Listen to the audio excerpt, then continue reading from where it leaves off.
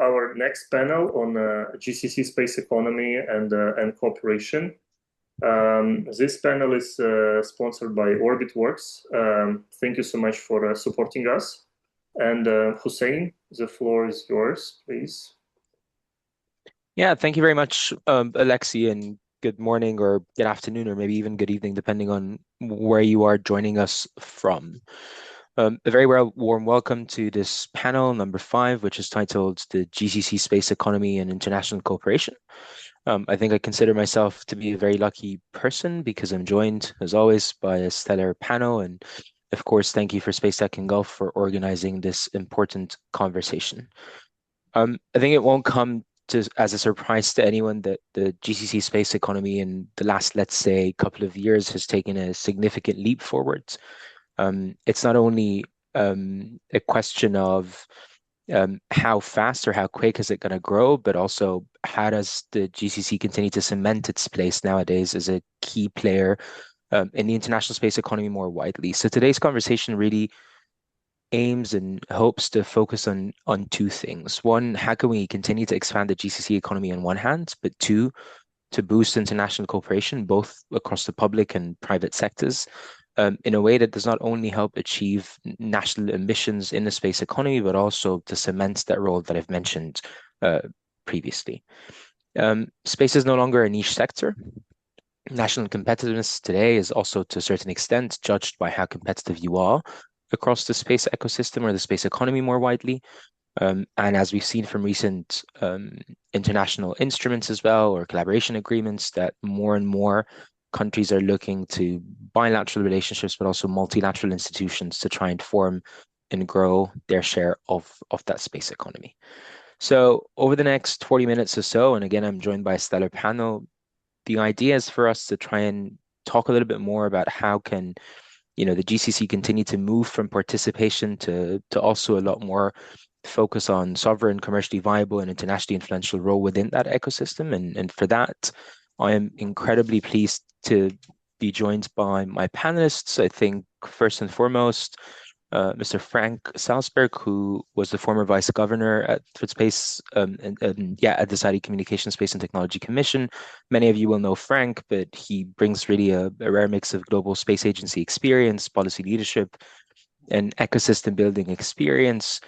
He's done that when he was with the CST, but previously as well throughout his work with ESA on space innovation and the commercialization agenda. Frank, thank you for joining us and welcome to the conversation.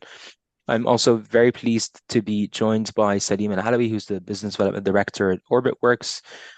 Salim, welcome. You are a seasoned business development leader in satellite communications.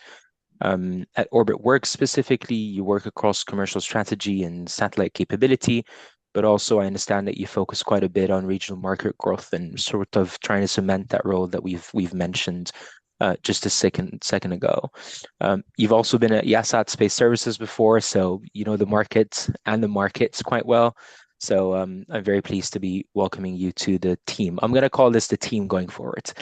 And then I'm also very pleased to introduce Dana Baki, who's the Chief Commercial and MENA Officer at the Exploration Company. Dana, warm welcome to you. Your company is one of Europe's most closely watched new space company. You're building really reusable space vehicles, including, of course, the Nix capsule. You're not new to this sector in a sense that you've been active across commercial space and scaling markets for a long time. So I'm really excited to hear a lot more about your perspective in terms of how can the GCC move specifically from customer to a lot more being a serious commercial partner, and it's a theme that we will cover. As I go, I'm also very pleased to welcome Samar. Samar, you're a space client advocate at El Seco, and you really work at the intersection of satellites, space as a service, innovation, and sustainability. Your company is a specialist high technology insurance underwriting platform with a global presence. And of course, you've worked for many years now on space situational awareness, debris removal, innovative insurance, and other matters as well. So, as well, welcome to the team. And last but not least, Ammar, thank you for taking the time to join us. I know it's a little last minute, but welcome to the team as well. Ammar Omani space and satellite communication leader who's helped position regional operators at the forefront of high-speed satellite connectivity and smart SATCOM solutions in Oman and across the wider Gulf. I think more specifically, you bring experience from both the public and private sector, I think, which makes your perspective rather interesting to us today. And of course, you've been active, very active, I'd say, on advancing Oman's space and telecom ambitions, specifically in line with Oman 2040 vision. So yeah, ladies and gentlemen, with that background and with the setting of this stellar panel, I think we've got maybe about 40 minutes now. So I'm kind of keen to try and get in as many questions to you rather than keep on going myself. And I think just to try and situate the first sort of question, right? Like we've mentioned how quickly the GCC space economy has been growing, but also if we start looking at the global space economy, we will see that by 2035, we're projected to reach more than 1.8 trillion US dollars. And of course, as the GCC countries continue to position themselves within that growth, there's been partnerships with the US, with Europe, Japan, and others. But as I've mentioned, really the strategic question is how do these partnerships, continue to build sovereign capability rather than just long-term dependency? So that's the move that we want to try and address today. With that being said, Frank, I think you've been active across this until very recently, and I want to move to you and ask, so as those GCC governments try and deepen space partnerships with a wide range of international partners, how can they really continue to align those relationships with national priorities and long-term capability building? All yours, Frank. Yeah. Hey, how are you doing? Salam alaikum to everybody. And it's a very great question. When you see partnerships, and that's several ways how you can see it.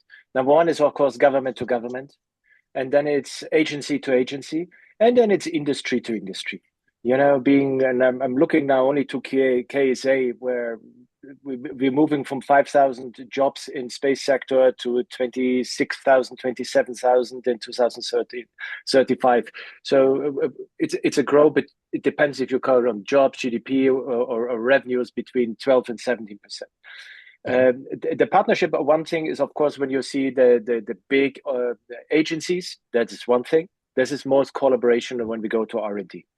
When we go on ITU, when we go to United Nations, where ITU is part of it, UNOSA and so on, this is the other sector. But when we want to build the economy, and the previous panel said that very clearly, we have to work on talent.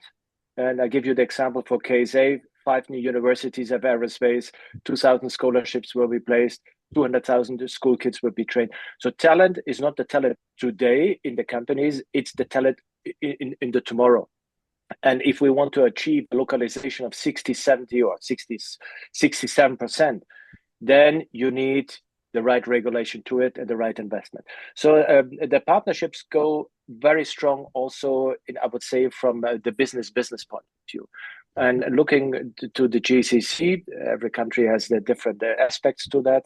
But you have to see where there's the customer, and then I would see pleasing these customers. And I give you an example from CST, why the regulation comes.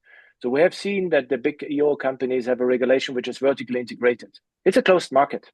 The advantage of the countries in the Middle East, and especially GCC or KSA, in the Kingdom of Saudi Arabia, we don't have a heritage of space companies who's blocking that.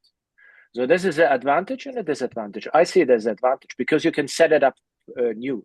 And you had Up 42 in the program, and this is a good example. We opened the market because all the applications, all the smart innovation will come from people we do not know.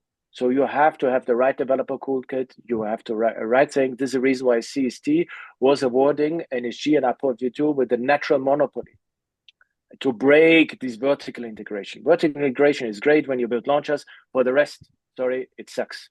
You need a free market. And you need to deregulate until the market is growing. We have seen it in telecom. We have seen it in other areas. And space is similar. Space is just business. And this is what we have to treat. And the international relation was the same. The GCC has the advantage that we do not move companies. For Saudi Arabia, we are happy with co-working, co-location, and really partnership. Where other countries in the world moving really headquarters. And that's not healthy. Frank, I think that's brilliant. And I really like how you've sort of divide them into different sub-themes, let's say, of what partnerships could look like at a local level. But I particularly enjoy the bit that you've mentioned on vertical integration and then the regional element of it. I would almost argue that not just do we need to, soften regulation and encourage a free market within each of these different GCC countries, but I personally would hope one day to see a common GCC space economy, for example. It exists at the moment to a certain extent, but do we want to move there? That's a question to you. Go. I'm challenging you already. Yes, tell me. But you see, the regulator normally is different from Europe. It's the coach and the judge at the same time. Correct. So CST has a digital sandbox for space. There are ideas to work on a high platform altitude sandbox. So the regulator, first we have to develop the market before we regulate the market. If it's for GCC or not, my idea is always, you have to start, you have to change, you have to hammer a dent into the universe once, the rest will follow.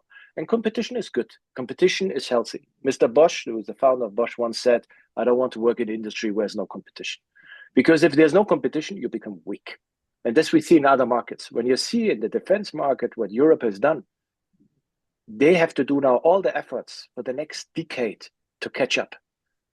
America has 6,000 satellites. The next country is China with 600 satellites, and then there's nothing. So it's high investment. So Andrew Grove, the founder of Intel, said once, you as a CEO, you have to be panic paranoid. Maybe not panic, but a paranoid person. You always have to be first. So therefore, let's start the race. That's fantastic. I like that to kick us off, Frank.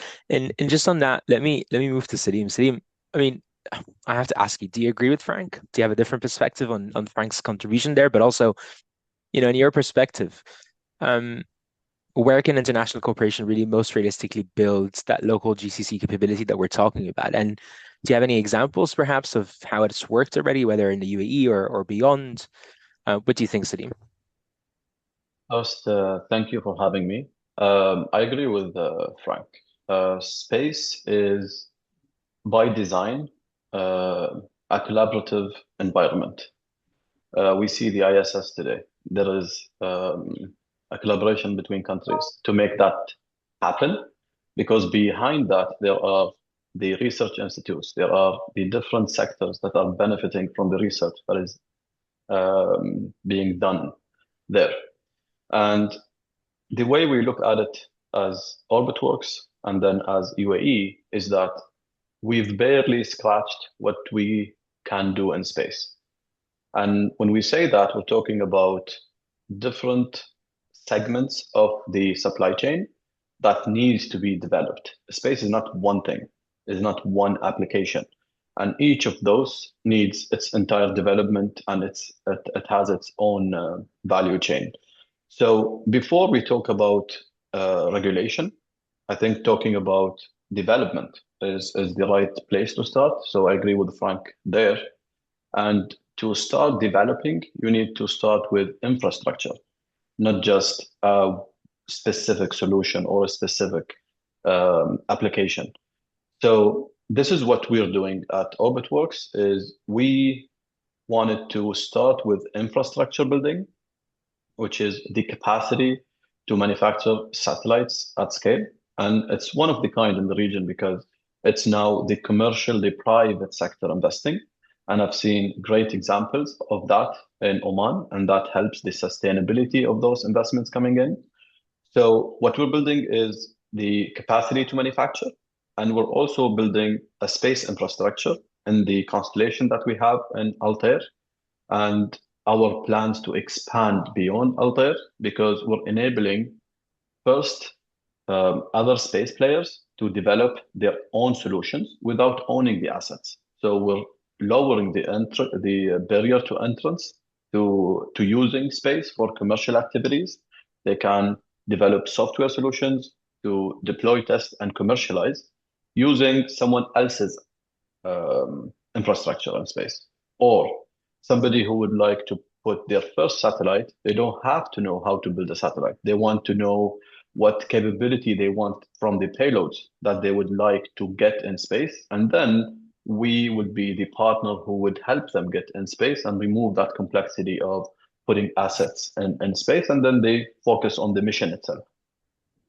So this is an example of what is being done.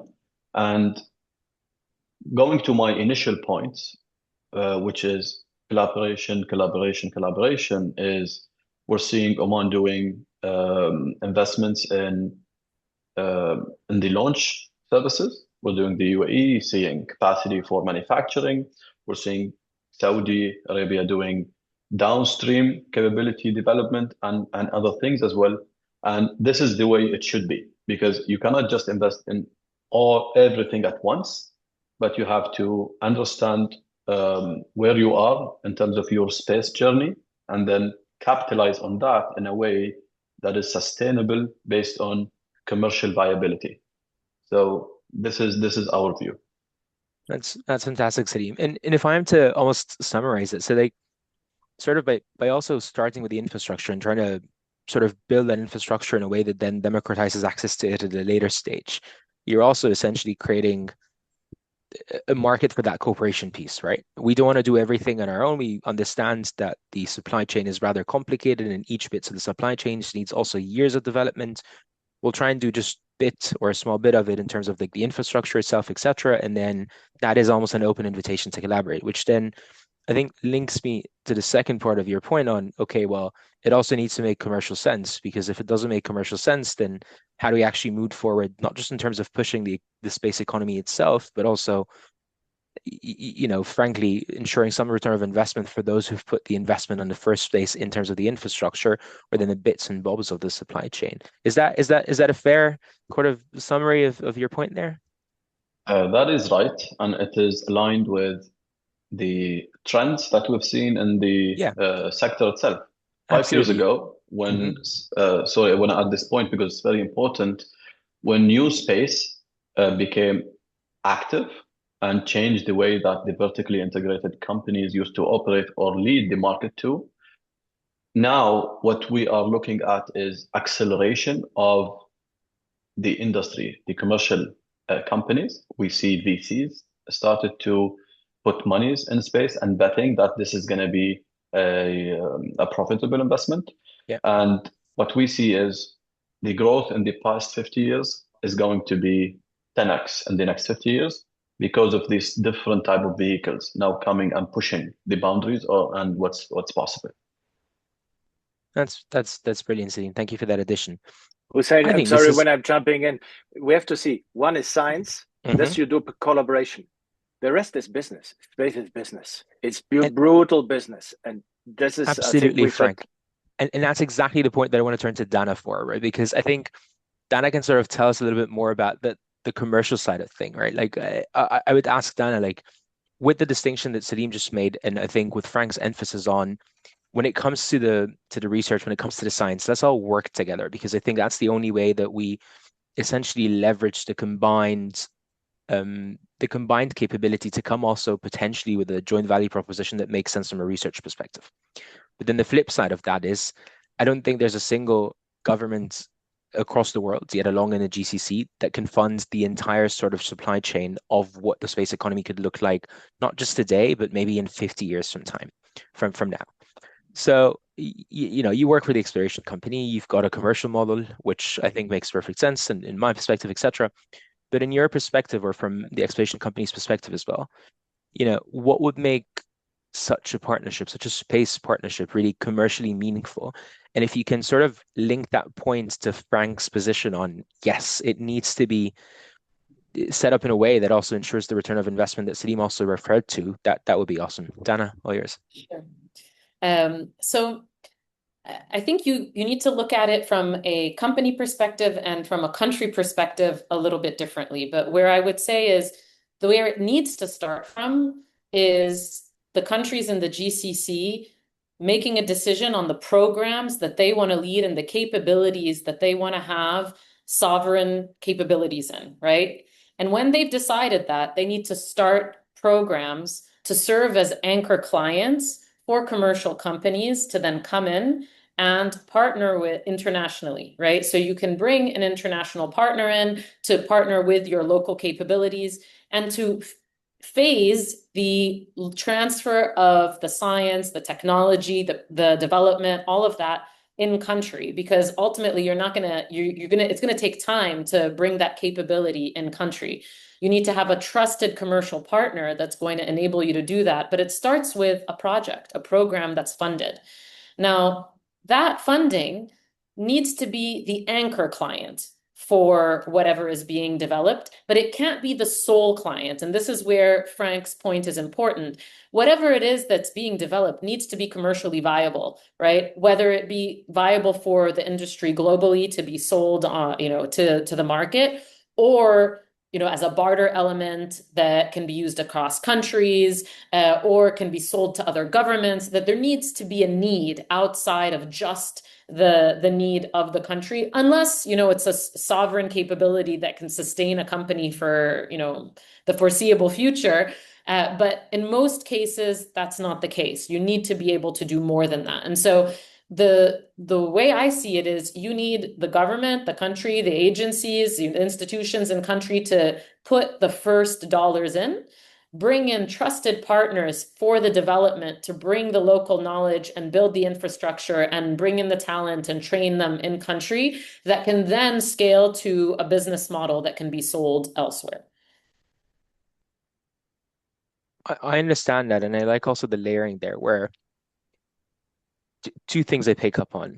One, if I'm a private sector company, I would build a product or a service, but I hope that product or service does not fit in solely one place, because on the long term, I cannot necessarily generate sufficient revenue to keep it going for the very long term, particularly if as part of that engagement, there is knowledge transfer that will essentially phase out my anchor client eventually, right? Whether that happens in 2 years, 5 years, or 10 years is a different question, but it needs to be a little bit more than that. And then you also commented on if, like, from let's say a private sector company's perspective, if really a partnership is commercially meaningful, then I think you're also saying your anchor client should do a little bit more in terms of almost marketing that service, particularly if it's not a sovereign service, to others, so that you as a company who's made that investment at the first instance, right, can also help expand to other markets, whether at the regional level or the international level.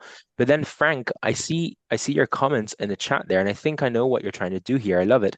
But you say, is this to us the best partner starts without a first contract? I'm really curious. What do you mean with that, Yes. Frank?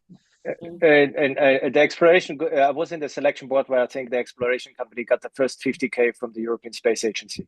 You need the partners who starts without the anchor customer. So, and if it is aerospace, it's the orbit entering now to KSA, they come with full commitment. If you cannot carry the hunting dog into the forest, the forest, the dog runs by its own, or you shoot. No, we don't shoot dogs, but you know what I mean. You need partners who are willing to take their part.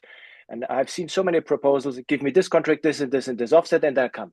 Forget these partners. We need partners who run by their own. And I don't disagree. To comment on that, we've entered the UAE and we've put in millions and without a contract, right? So I think it's a fair thing to say when I said you need to find the right partners. These are partners that have aligned goals in building local capability and are not out just to get, the money of the government. My point was that you ultimately do need the government to support you to expand past that, because otherwise these international companies are not going to be able to justify to their boards why they're going into another market, right? So there's an initial step, but it needs to be met. It's a dance that needs to be played. And Dana, I think you made that quite clear as well when you've mentioned, the first step, if I'm a sovereign nation, it would be great to see even more sovereign nations sort of set out what the long-term plans look like, because that also signals to the external market. It signals to investors, particularly private sector companies that are willing or wishing to develop certain services and products, that it's not a matter of just like, hey, let's build the first thing together, but rather than in 10, 15 years again, there will be a big enough, a mature enough market for us to be able to operate also in a commercially viable perspective. So I think both of you are sort of like coming at it from the same perspective. It's just that at first instance, we don't necessarily need a contract to get into the market, because we will develop that. And the idea is to develop that service or that product for a global marketplace, not just a single country, even when it's a sovereign offering, right? Yes, the sovereign offering will always be tailored. It's almost like, I don't know, getting the latest Bentley and putting in, seats that are a little bit more customizable than the generic product. But even when you're selling a sovereign product, there is still a use case for it elsewhere with specific customizations, right? So I think for me personally, that's how that ecosystem evolved. But just in the interest of time and to try and move a little bit more to some of our other colleagues as well, some of the other team members, right? I think when we talk about sovereignty or sovereign solutions specifically, but also within from a commercial perspective or a commercially viable perspective, Ammar, what do you think? Like, how can GCC governments continue to navigate such sensitive areas around what their sovereign needs are, but particularly around, Dana's comment on, that phased out transfer of the know-how, but also sort of like dual use cooperation, whether it's with other private sector companies or also with their public sector or their other government stakeholders, etc., while continuing growing that ecosystem. What do you think, Ahmad? Yes.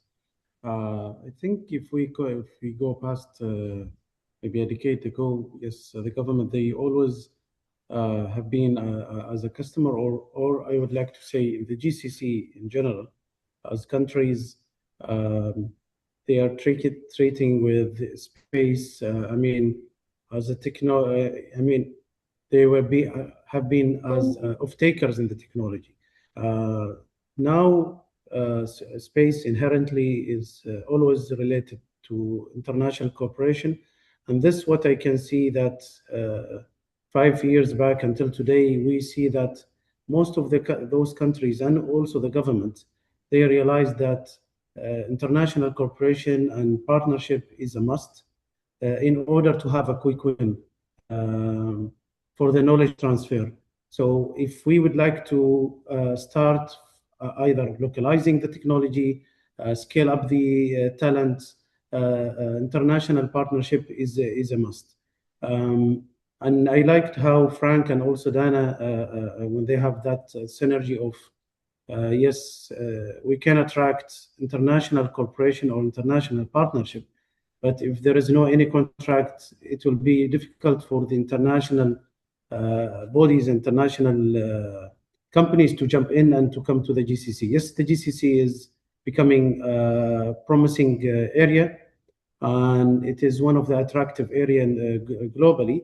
So I think all it is correlated, but the most important is for those international partners to see the appetite from and the commitment from the government that there is a seriousness of shifting from being a customer to partnering with international bodies, either as off taking point of view, or investment point of view, or it is upscaling point of view.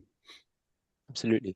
I couldn't agree more with you, Ammar, and I think I ask you to hold that thought, particularly on the moving away from being a customer to also being a lot more collaborative, etc. Because I think we'll come to it in a little bit when we also turn to speak about Oman specifically and the Cloud Spaceport. But before we get to that point, Samar, you've listened attentively, and I could see your face reacting in different ways. So I'm really keen to start bringing you into the conversation. I think I also must admit your title is rather exciting, Space Client Advocate. I like the sound of that. I wanted to ask you, within the context of the conversation that we've been having at the moment, and we've heard a lot more about the move, right, to essentially not just be a customer, but also it goes beyond, as we started developing the ecosystem itself, beyond the owning assets as well. You've mentioned from Salim that there's infrastructure being laid. You've mentioned from Ammar that a lot's being done, and also Dana had mentioned like we're already in market, etc., and we've sold some of our services elsewhere, right? So from your perspective, and particularly given what El Seco does, right? Yeah, what do you think? How does sovereignty within this context continue to evolve as then we also move from owning assets to managing risks to also some of the international obligations that are associated with some of the international cooperation agreements that Salim has referred to in the beginning? What are your thoughts, Samar? And thanks again for listening so attentively. Go ahead. Thank you, Hussain. Actually, it was interesting to listen and observe, which is part of what we do at ELSCO as part of the insurance market and the finance industry, the finance ecosystem overall. I wouldn't say so. I wouldn't say that the GCC is moving from owning assets rather than the region has found a very unique and designed a very unique entry point to an ecosystem and industry that's known to be highly competitive, especially for new players, right? And this is the drive behind the whole kind of arguments and thoughts, is that this kind of entry points started to show due to a very visible shift in the industry overall that we have witnessed in the last few decades. And this shift comes from many reasons, but we can say that the first one is, of course, how the industry has been moving from being a government and defense primary to actually more commercial private sector led or driven economy, right? And this is part of what Dana and Frank, I think, are trying to complement on. And the second point, of course, there are also a lot of technical factors, including, of course, the improvement in launch services. And this is the drive behind owning assets in the first place. So the breakthrough of reusable launch vehicles, starting with Falcon 9, of course, successful booster landing in 2015. So it's been already 10 years of successful reuse of launch vehicles, and this increased the access to space dramatically.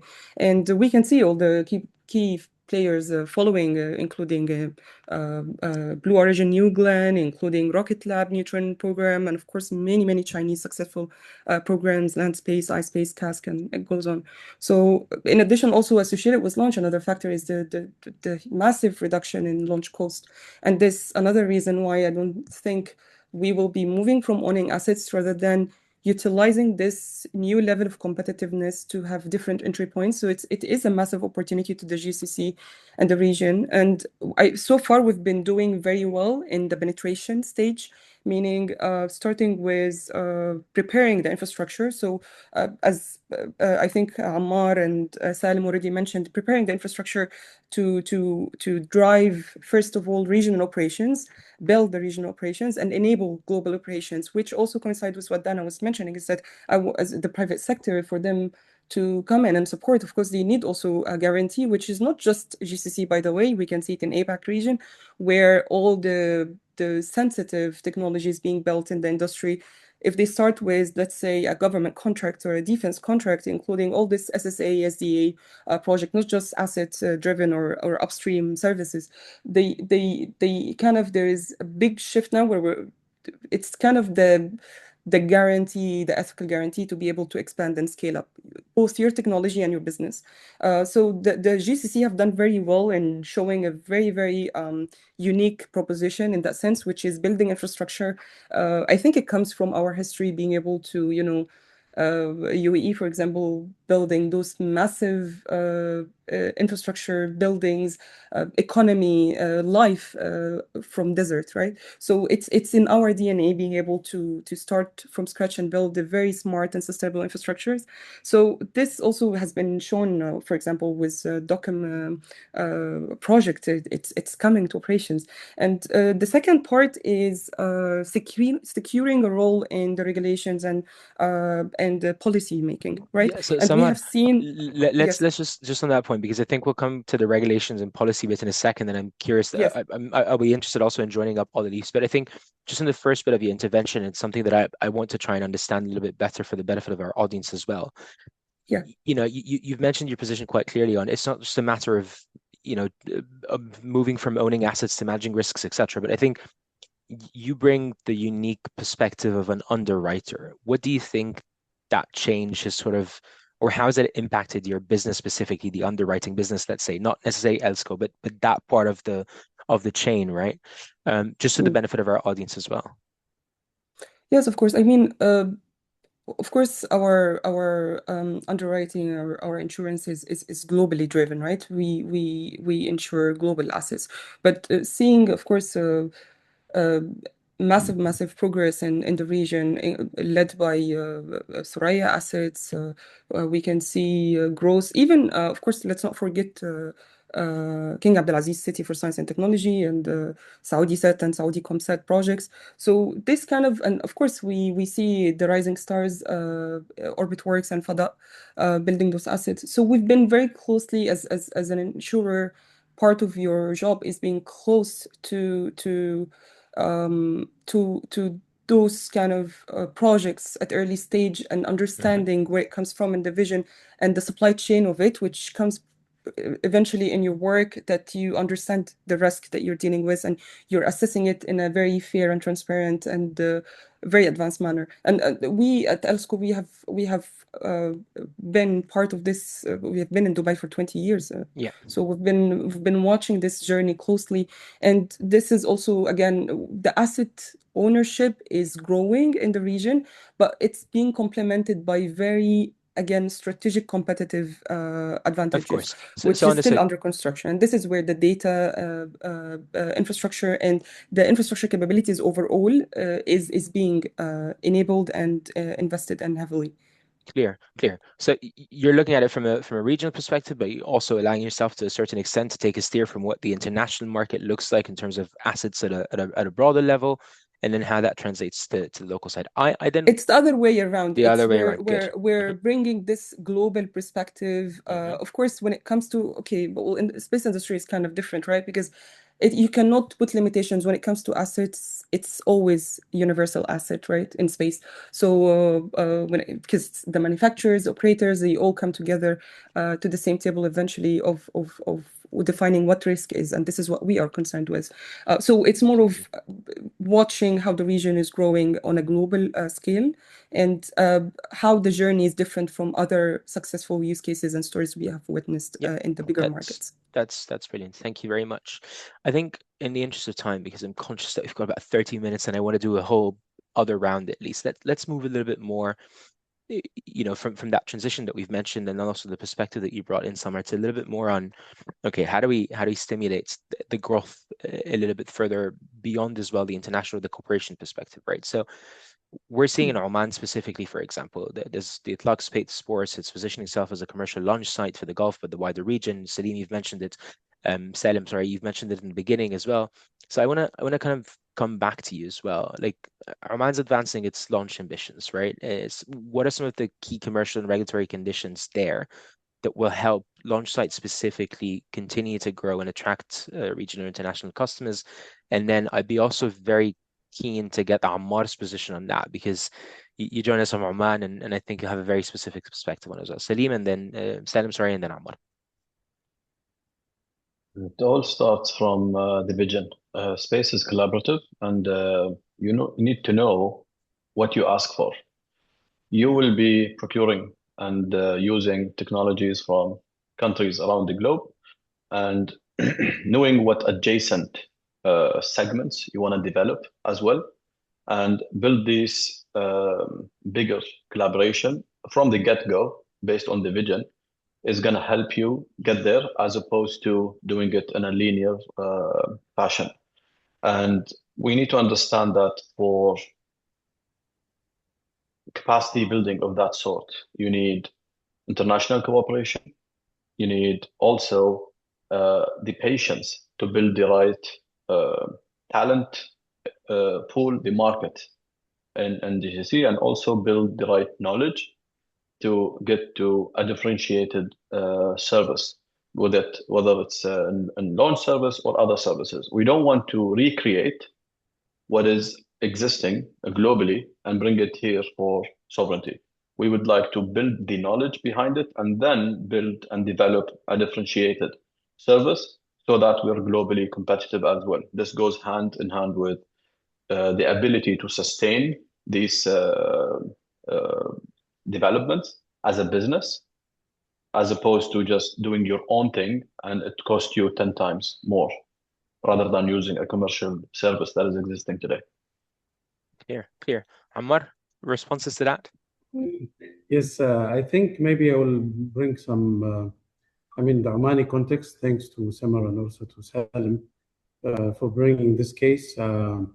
If I go back a little bit, also during the establishment of the space policy and the strategy, the focus was to give the opportunity to the investors for the upstream level. For the downstream level is to enrich our entrepreneurs, and also to give the downstream quick win. As long as we are in Oman, we have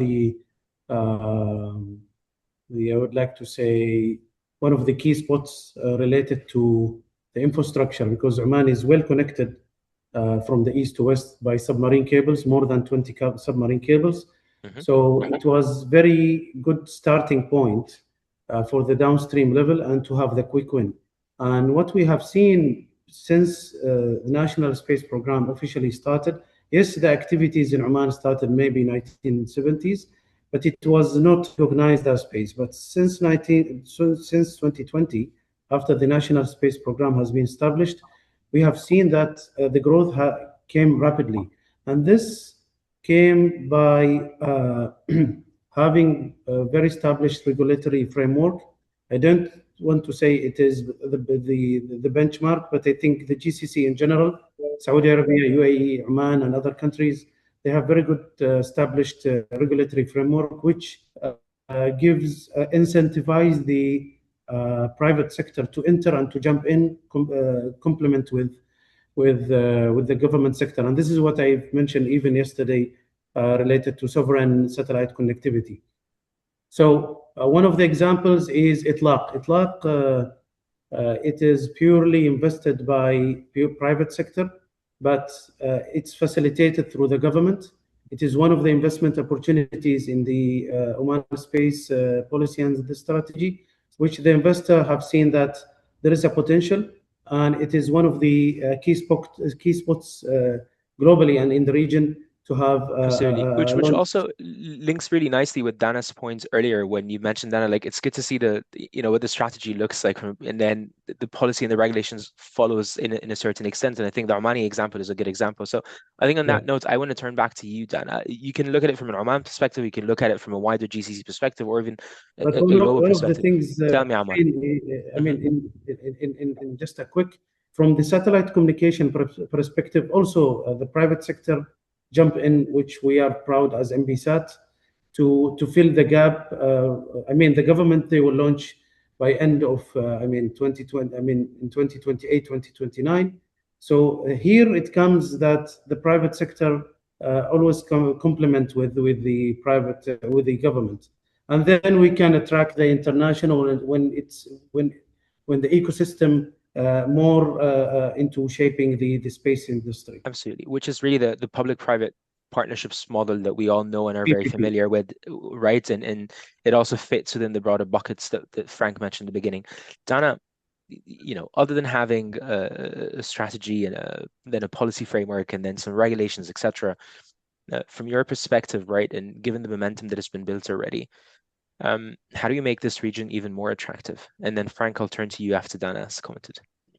I think it all starts with a project. I truly believe that if you build it, they will come, right? And so this is something that I think is the starting point of a burgeoning ecosystem to say, okay, and I'll give you the example of the exploration company. We're building a vehicle, we're testing it in the UAE. Now, that's something that we're doing here. We don't plan to do everything. We might buy certain components. We need to procure things. And so as we're going through this, we're learning what's available in country, what's not, and finding the gaps. We're figuring out what sort of talent we need and where the gaps are in the talent pool. And so this is a big part of then feeding back to the agencies, the universities, to say, hey, these are the gaps in the ecosystem. These are potential startup ideas, or maybe we should get these companies from abroad to come establish here because we're going to need it for the long term. And so you then start realizing where the gaps are because you've started, right? Like you need to be working on something tangible, and then you can start figuring out where the gaps are. And one company or two companies are not going to be able to fill all those gaps. And so that's where you start building a true ecosystem that has international partners, but also startups that are built locally to fill that gap. I couldn't agree more. Frank, I know you want to comment here, so come in, but also you can tell us a little bit more on how CST specifically was also encouraging the startups. Go ahead. It's the second time that I'm building ecosystem. I started in the European Space Agency in 2003. In 2006, I started supporting startup companies. I think the ESA BICs have not one incubation center like it was 20 years ago, 46 exploration companies, one of them. And so about 2,000 new space companies are supported after selection, really supported with cash. In KSA, I was doing the same. I think 45 CRs we only issued last week. What we have to understand when we go, science is science, business is business, space, and this has changed regionally. Space is not anymore the final frontier. It's the front line of national security and sustainable development. And we need that as our back for our digital economy. So therefore, when we're looking to speaking especially about the KSA market, 62% of the population is below 30. When we see it's a G20 country, 3,400 kilometers shoreline. So this is the demand. When you see the demand of this country, when you want to have 5G connectivity everywhere, space is the only solution. So I see that the companies go where the customers are.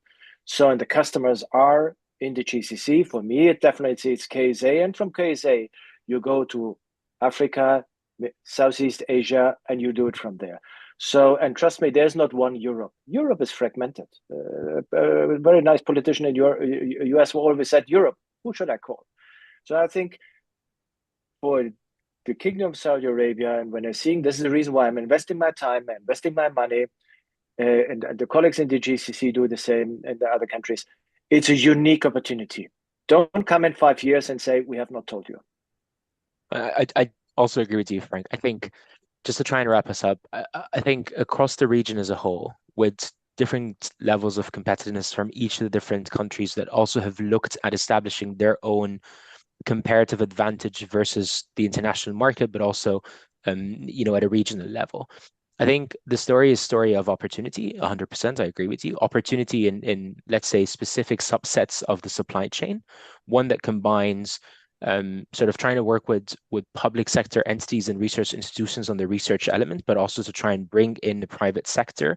And to your point, not just to find the anchor client, but to try and invest, as a first instance, or at a first instance, to develop these programs together. That's of course coupled with some sort of an overall vision or direction that sets the umbrella for the framework that we operate underneath. The regulations then sort of come afterwards, but they cannot, under any circumstance, prohibit the market from evolving the way it should evolve, which is towards a free market that encourages more and more investment, and so on. But I also think that in doing so, there will continue to be, space for underwriters. There will continue to be space for insurance companies and beyond. And I think, just to try and close off, I think the future of this part of the world is very encouraging when it comes to space more broadly. I think personally, and not only will we continue to compete with international partners, but one day in the near future, we will set the tone for what follows over the next couple of decades. So with that said, and we're running out of time. I know we can talk about this forever, but I need to turn back to my colleagues from SpaceTech and Gulf. Ladies and gentlemen, my name is Hussain Abul-Enein. I'm the director of the Middle East Access Partnership. It was really my pleasure to hold this conversation with you all. And I hope I'll see you again in the near future. Thanks very much. Back to you. Hussain, tell me, Frank. Yeah, Frank. Thank you so much. Thanks very much. Thank you for having Thank us. you, everyone. Thank you. Thanks, everybody. Thank you so much, dear speakers. It was an amazing chat.